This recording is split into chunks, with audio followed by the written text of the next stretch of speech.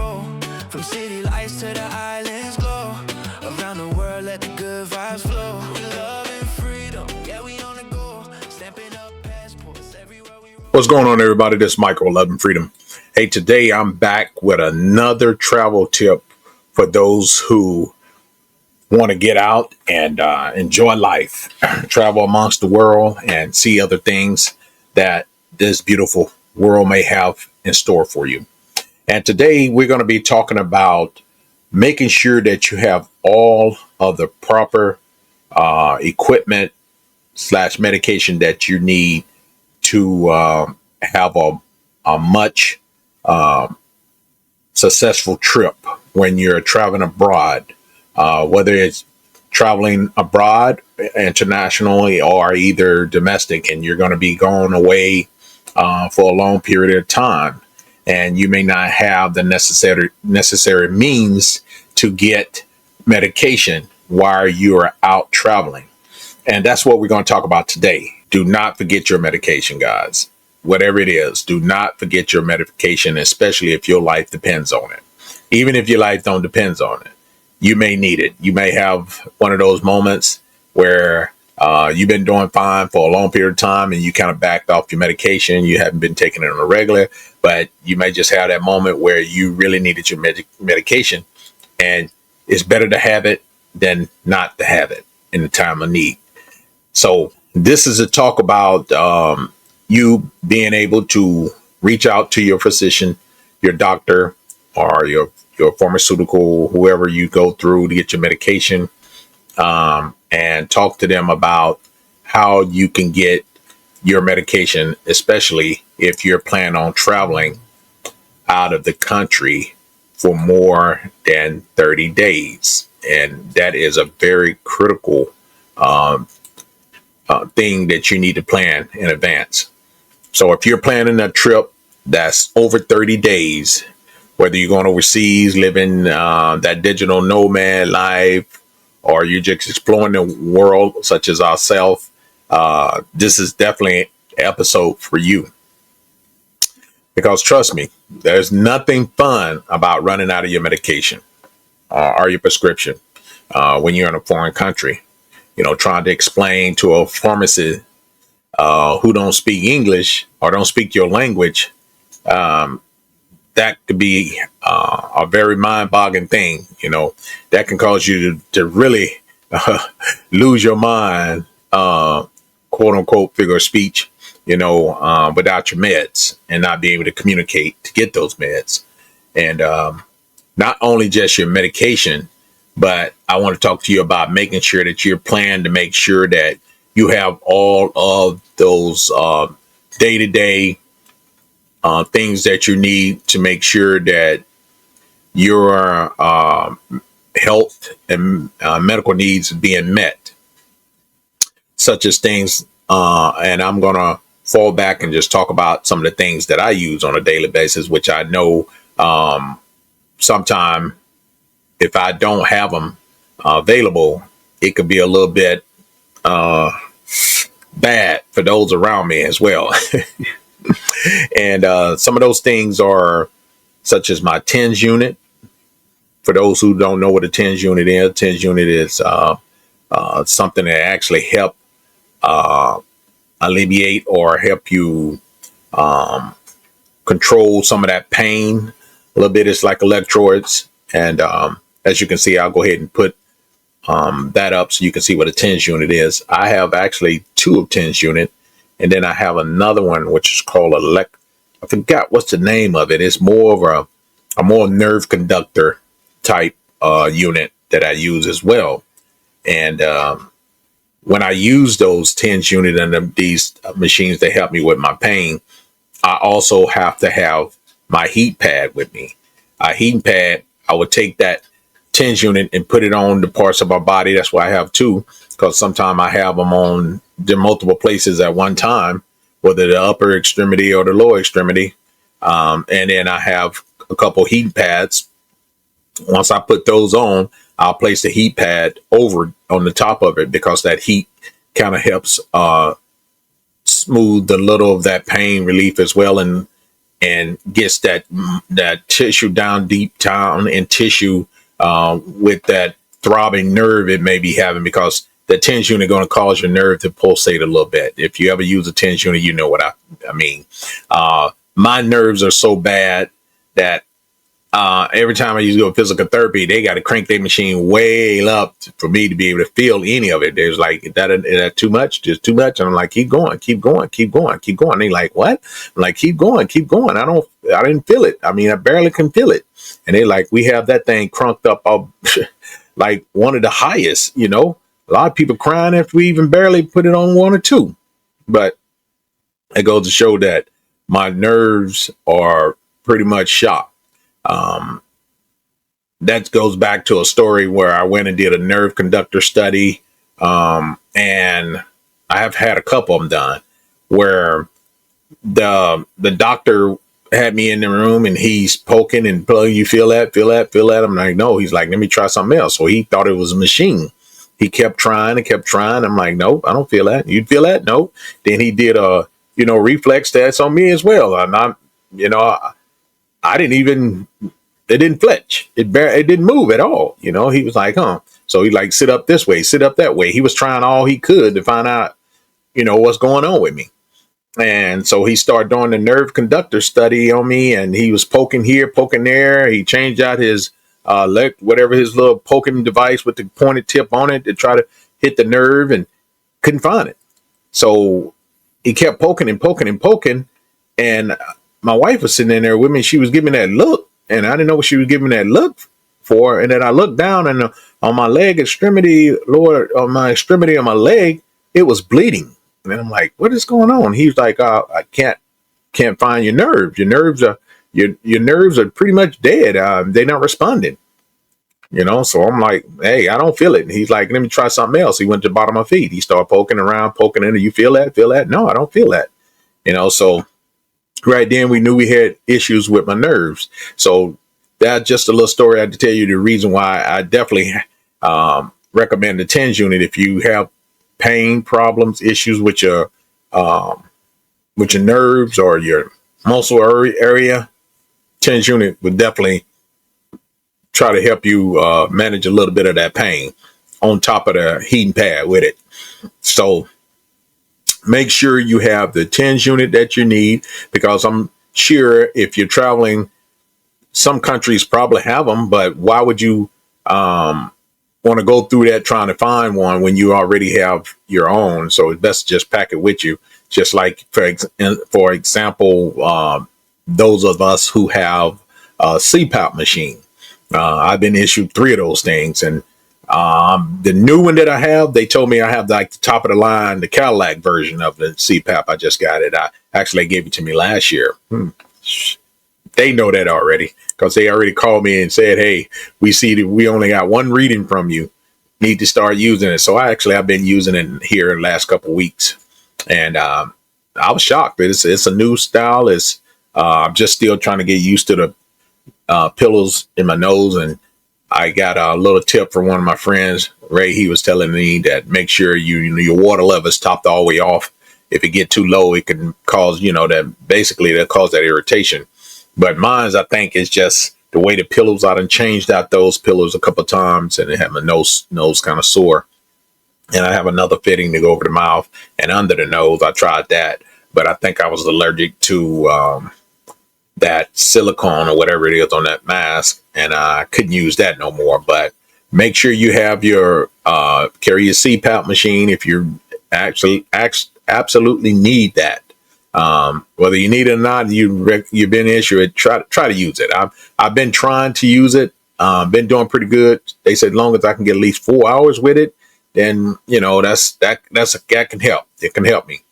So CPAP machine, TENS unit, heating pad, and of course, if you wear any braces, such as myself, last trip I didn't take my braces with me. I only took ankle and knee supports to try to cut down on trying to travel with all that stuff. But I think this time when I do go, I'm gonna make sure I have those, because I was very I was very, very scared that I was gonna, hurt my leg, my knee, my ankle, my foot, all the above. So I'll make sure I got everything planned and packed this time, or if we do go back out on our adventure. But you want to make sure you talk to your doctor and have your doctor to issue you. This is for those, that goes through the VA. Just tell your doctor that you want to be going out of the country. You're going to tell them how long you're going to be gone. And you want to have them to see at least, most of the time, they'll give you at least a 90-day. They give you a 90-day of prescription of medication for 90 days. That's the last time they gave me up to 90 days. So the first thing you want to do once you get your bags packed, bought your ticket, obviously you want to contact your doctor. You want to tell them how long you're going to be gone, where you going, where you plan on going. If you're traveling more than 30 days, you want your normal prescription refilled. Window may not cover your whole trip, but you want to make sure you tell the doctor, just in case, for those who don't go through the VA and they have their own personal insurance, private insurance. Some of the doctors can't do more than 30-day prescription. But what you want to tell the doctors, you want to tell them, I need a vacation override on my medication. I need a vacation override on my medication, or an extended supply, so they can have enough time to submit that to who they need to get it approved. And give the doctors, I got in my notes here, give the doctors at least 2 weeks before your flight so they can have a chance to get it approved and get that prescription filled, and give the pharmacy a chance to get those prescription laid out for you. So some medication do require authorization, on your insurance. Like I say, if you have insurance, and that can take a long, few days process. But for the VA, for most part, VA be pretty good. I've had to contact my doctor and have medicine shipped to me overnight. So you can get it done like that as well. Have your medication sent to you overnight. So what I do is make sure that I do a medication checklist. I'll check to see, make sure I got all the stuff that I need, enough medication to carry me over, and especially for those who own insulin or high blood pressure medicine. If you got those issues, you definitely want to make sure you have the allergy pills, all that type of stuff, because some of these countries that you go to may not have the same type of medication that you're taking. And that's another thing you want to do. You want to see if that doctor, for the most part with the VA, they give you a list. It comes with your medication, the prescription. You want to take all your medication lists with you, package lists, so they can cross-reference that medication when you're traveling to the medicine that you're taking. That can be a big help for you. If you just do that, I think you'll be all right. The VA are pretty good about packing those medication strips in there with your medication.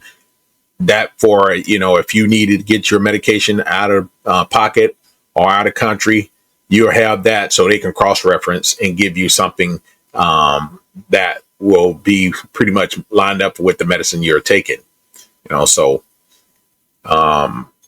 you can also have the doctor to get you emergency refill abroad. If you are abroad, you can call them. I've called my doctor and ask them. They even have told me one time before I needed to do some lab work on something was going on. They wanted me to go over to the VA clinic in the Philippines and take care of some medical stuff at that time.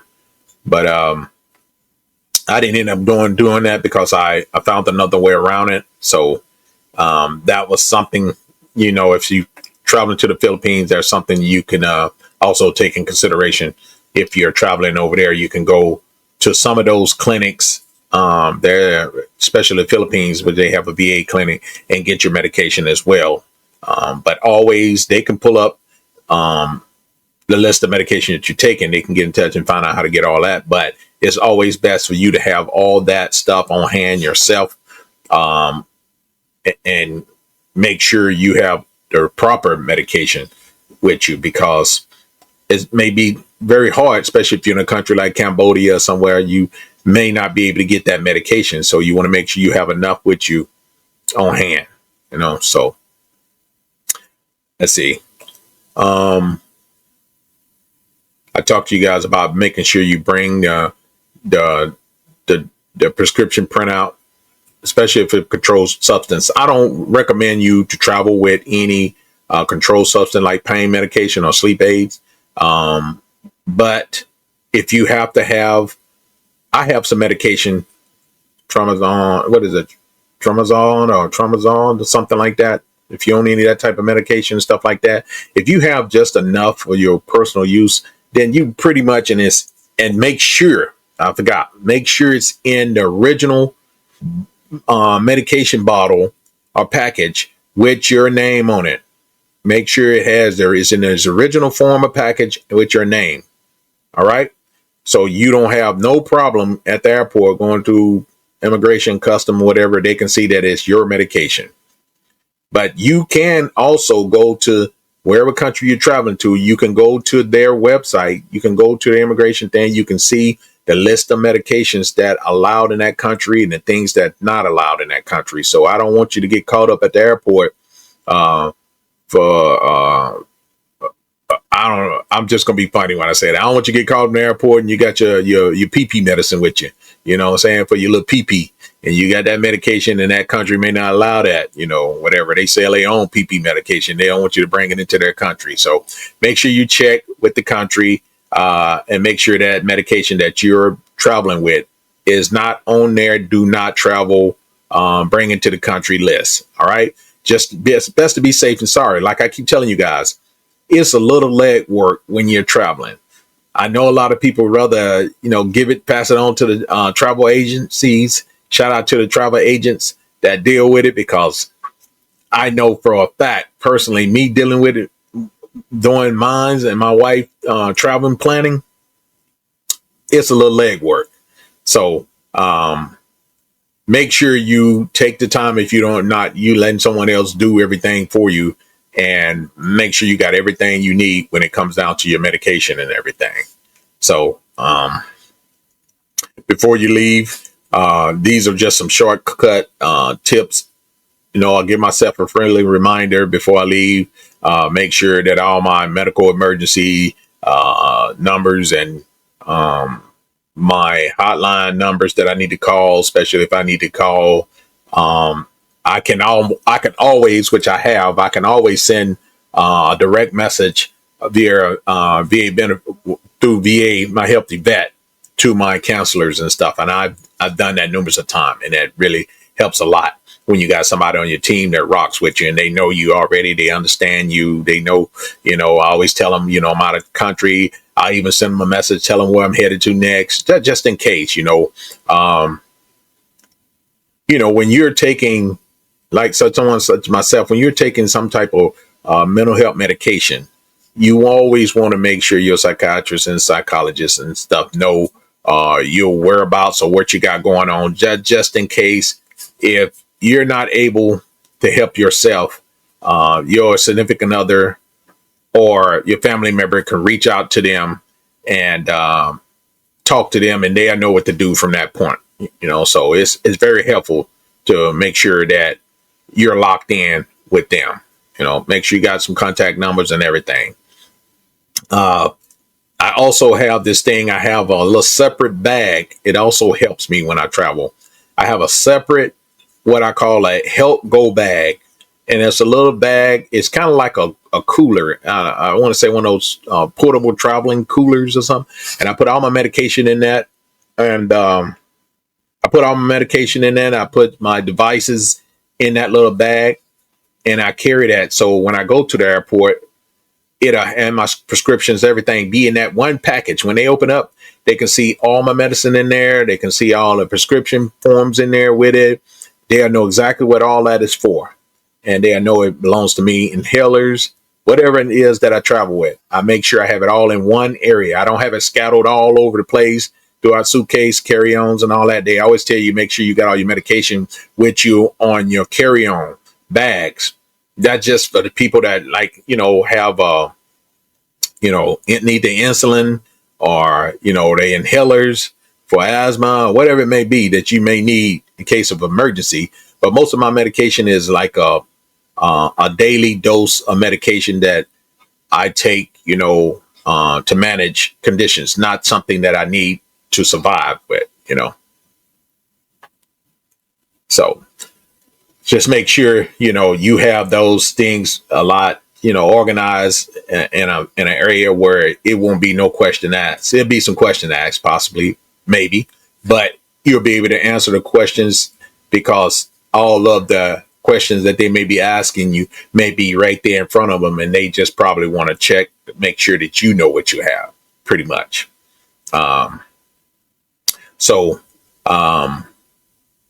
had a gentleman, I was looking at one of his videos a while back, and he said he called it the learn lesson. He said he learned his lesson the hard way in the Philippines. He ran out of his allergy medication, and the local pharmacy didn't carry the same brand. It took 2 days and a translation app just to find the equivalent medicine that will match up to his. So now, before every trip, he would double check his medication and list it like it's his passport. Yeah, good day. That's a good strategy right there. Put it with the passport if you need to. So here we go. We're going to run back down through it. So if you're traveling over 30 days, call your doctor, order your meds early, and travel prepared, because your health does not take a vacation. It's going to go with you always, and it's always going to be with you. So you have to manage your health. You have to take care of your health. Health is wealth. So make sure you got your medication on deck. Make sure you get you enough medication to carry you over. I would even, just in case emergency, I would just get a little bit more than I need. If you plan on be going out for 30 days, get 60 days. If you're going to go out, for 60 days, get 90 days. 90 days is the limit that they approved so far, I know of, through the VA. If they approve more than 90 days and someone dropped it in the comment section, let us know. But for my experience, 90 days have been the only amount of medication that they would issue at one point of time. I try to share experience with you guys on things that I've done or we have done that could possibly help some of you guys down the road. But if it's your first time here watching my channel, don't forget to like the video, share the video, and please subscribe to the channel if you don't mind. And go over to my main channel, Love and Freedom, and subscribe to that channel as well. This channel is my travel channel, which I'm, basically making it as just my travel channel. The other main channel has a mix of everything, pretty much. And we're trying to grow this channel. So with your help, we can do it. We can do it with your help. So if you'd like to see more travel videos or any travel tips that may be able to help you, that you have some concern about, or if you have an experience that you have encountered, leave it in the comment section below and see how many other people have encountered that experience, or share some of the knowledge that you have from traveling. We would love to hear about your traveling experience.